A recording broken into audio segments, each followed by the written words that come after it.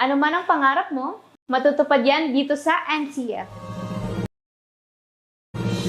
College of Computer Studies, College of Arts and Sciences, College of Teacher Education,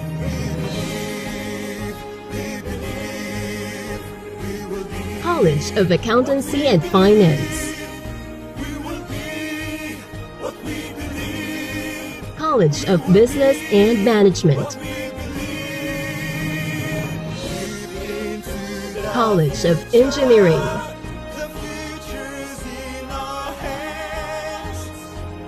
College of Health Sciences,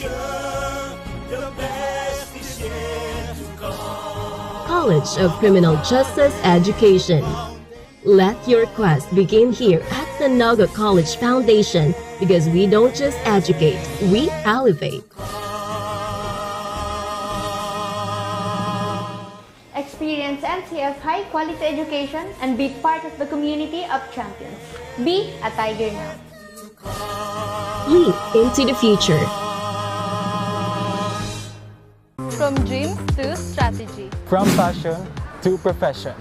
What can you be with a marketing degree?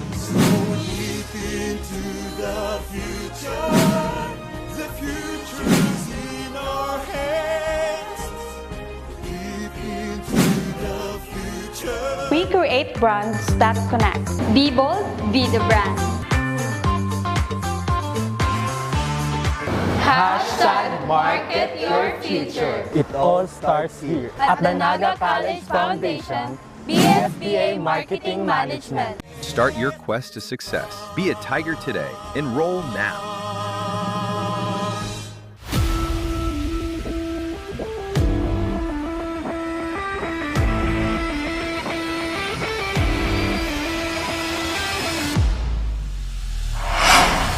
The place, the players, and the passion. This is your front row seat to sports action that never stops. I am 𝗧𝗛𝗧 and this is Sportified.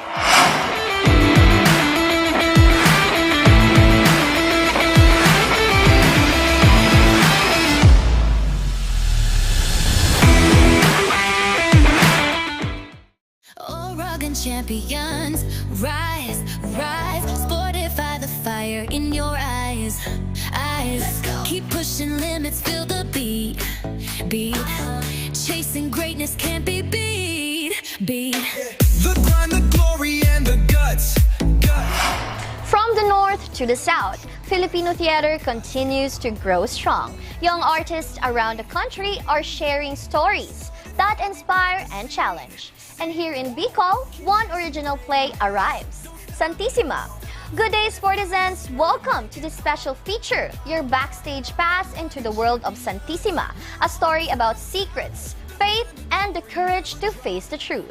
We are right now here at Pechelitos Resort in Magarao, a perfect place for peace, shoots, and to relax. Thank you, Pechelitos Resort, for the best quality rooms and foods, great ambience, warm hospitality, and affordable entrance and cottages. Sportizens, Santissima is more than just a play. It's a powerful journey into hidden guilt and the struggle for redemption.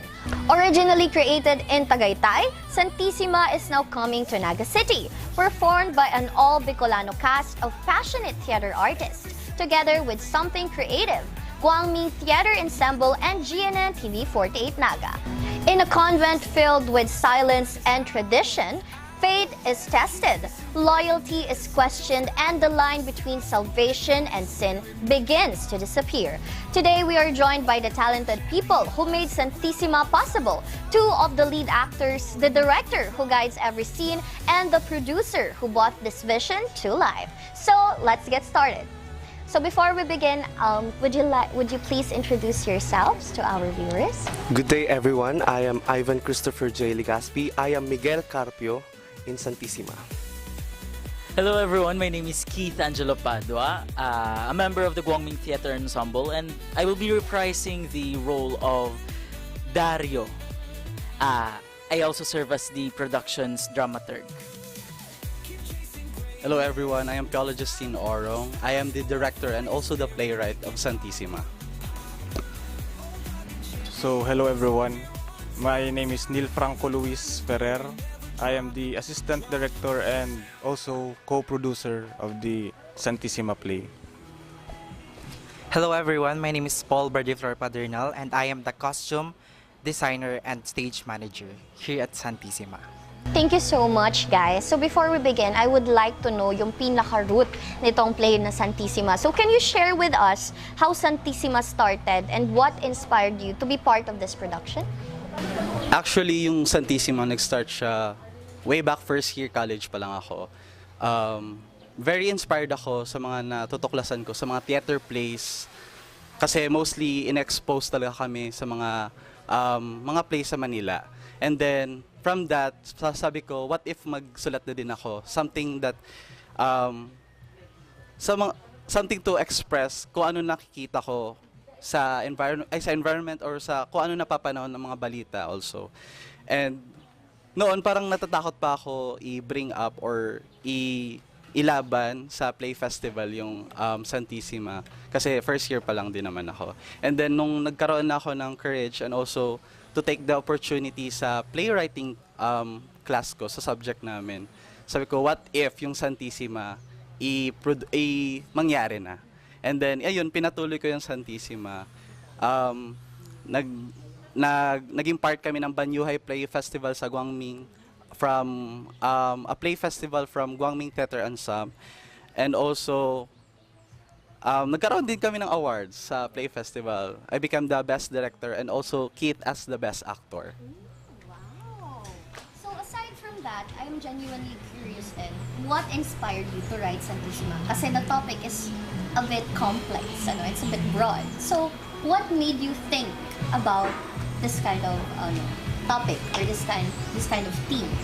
Kung mapapansin nyo, it's parang pag nakita nyo mismo yung 𝗧𝗛𝗘, very unusual kung pag-usapan sa theater ang context ng when it comes to faith, religion, and also a person who are involved in this kind of institution. Dito sa 𝗧𝗛𝗘, what makes unique? Siguro pagpatuloy ng pagsulat ng 𝗧𝗛𝗘, as an theater enthusiast, may mga nagpo-push sa akin na, alam mo, may napapansin din ako when it comes to, yun nga, sabi ko nga kanina, mga napapanahon.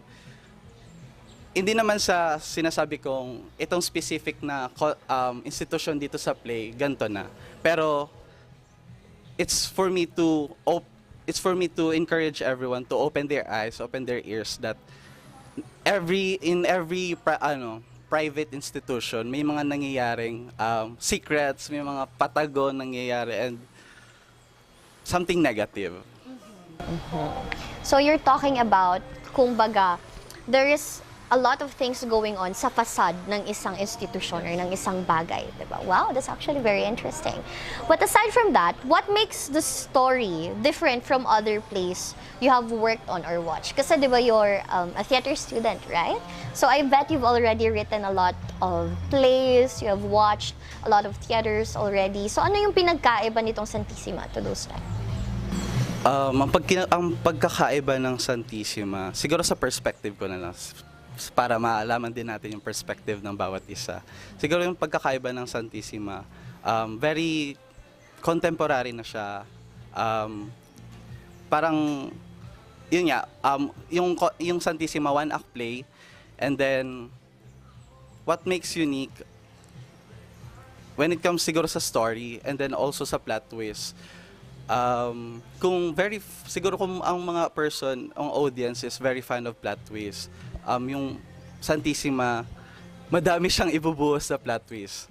And then, when it comes to technical aspect, parang dito kasi sa Naga, napansin ko din na medyo baby pa masyado naman yung theater. And from here, parang inoonti-unti namin na pasukan namin ng mga technical elements na parang bago sa mata ng mga tao dito sa Naga. Okay, and I would like to know the perspectives of the other production staffs then. So, Okay. For me, I think Santissima is a play that is very intimate, yet at the same time devastating. The audience themselves, magiging silang witnesses ng mga kaganapan doon sa narrative ng play. What makes it different from the other plays, nasa panahon na kasi tayo wherein mostly ang mga pinapalabas is mga musicals like what we've mentioned earlier. Western musicals. With Santissima, nakaroot siya sa kung ano yung meron tayo dito sa bansa natin. Although, it was made not to defame kung ano yung nandoon sa play, it seeks to tell the truth. Yes, Santissima is, it somehow reflects the society, the reality of the society we live in. Na not all people you see na is expected to be pure, is expected to be good, is expected to think good about other people, is ganun talaga. They're all humans. Parang yung sinasabi doon na human sila, nagkakamali. Yun. So, what makes this different sa mga previous plays na nakabilangan ko ay usually kasi musical play ang ginagawa ko or gino-joinan ko. And this is something different for me because I'm unlike them. They are theater majors. I am a music major, and ang expectations ko before was it is a musical. But sabi nung friend ko, si Kuya Neil, assistant director namin, it's not. So, yun, it's a challenge for me na straight play siya, meaning dialogue, pure emotions. It is a challenge for me. Now, how about Mr. Ferrer? Okay, so i-second ko muna yung sinabi ni Keith na what makes this different is yung parang structure, yung type of play na very intimate, na hindi siya masyadong common dito sa Naga as of now. Although merong mga nagpo-practice ng ganong style, pero bihira lang siyang parang ipanood sa wider audience, sa mass public. And for me, para sa akin, kung what makes this play different, I think yung personal perspective ni Pio as a director and a writer, yun yung something unique. That's what brings something different for this play. Because may mga plays, may mga stories na nasulat with the same premise, with the same idea. Pero yung personal perspective ng writer and nung ibang staff na nag-input ng ideas, that's what makes it unique. That's what makes it different for me. So yun. No, so thank you so much. How about our... Siguro for me, doon tayo sa something na iba sa ibang prod. Siguro for me is yung story and the challenge. Kung ano talaga ang... And pliname din siya igdip, tanganing may offer ning something new. Kasi aram yung mga audience na naghahanap ng something new na may offer sa enda. And garo sabi ninda na medyo baby pa digdi ang theater.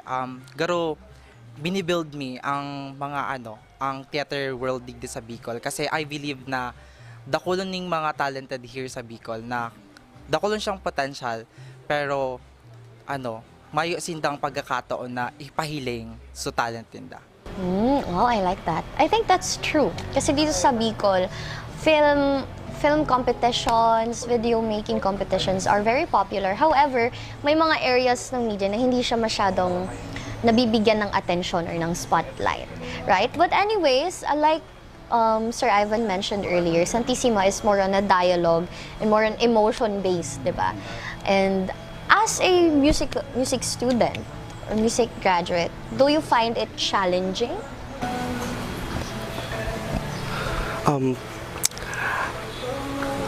It's more challenging because the themes are more serious. Sa mga naganapan ko po kasi, musical play, more humorous, more funny. Pero dito, yung theme niya kasi very mabigat siya. So, kailangan bigatan ko rin yung loob ko para mai-reflect ko sa acting ko yung